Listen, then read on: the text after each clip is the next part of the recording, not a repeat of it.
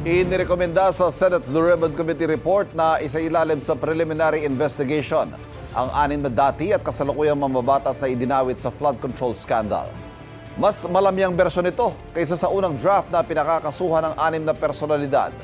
May unang balita si Ian Cruz. Si Senate Blue Ribbon Committee Chairman Panfilo Lacson na ang nagsabi, pinalambot ang ilang lengguwahe sa committee report kaugnay ng mga maanomalya o manong flood control projects. My own colleagues in the majority, nagsuggest sila, baka naman pwedeng isopen natin, na hindi masacrifice yung intent, hindi mababago yung substance.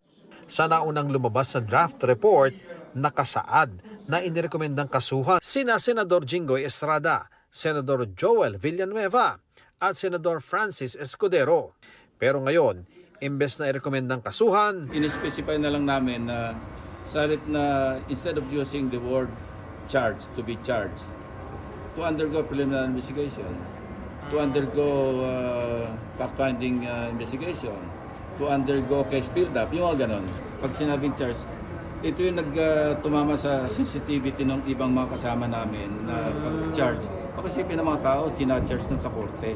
So yung tatlong senador, hindi na to be charged, but to undergo PI. PI. Yun din naman talaga yung ibig sabihin doon sa hindi naman namin pwedeng i-recommend sa court na i-charge sa court kasi only the DOJ and the Ombudsman are authorized to file the information for any person to be charged before the court, di ba?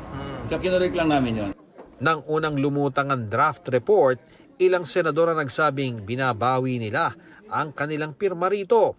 Ang draft report din na ito ang isa sa itinuturing na mitsa sa pag-ugong ng umunay kudeta sa liderato ng Senado. Pagtitiyak ni Lacson, walang kinalaman sa minorya at sa sinasabing Senate coup ang paglambot ng lengguwahe ng rekomendasyon. Did it have something to do with minority na hindi raw nagustuhan yung... Nothing to do with the minority kasi hindi pa namin nakausap yung minority. Nothing to do with the supposed coup against SB? Wala. So, hindi naman po ibig sabihin na nag-weaken yung recommendation ng No. Ribbon Committee? No. Alright. Not But, at all. sir, to be clear ha, undergo PI on plunder and graft, yung tatlong Hindi, senador. marami. Merong direct bribery, merong plunder, merong malversation, merong violation ng anti-graft, may violation ng ethical standards.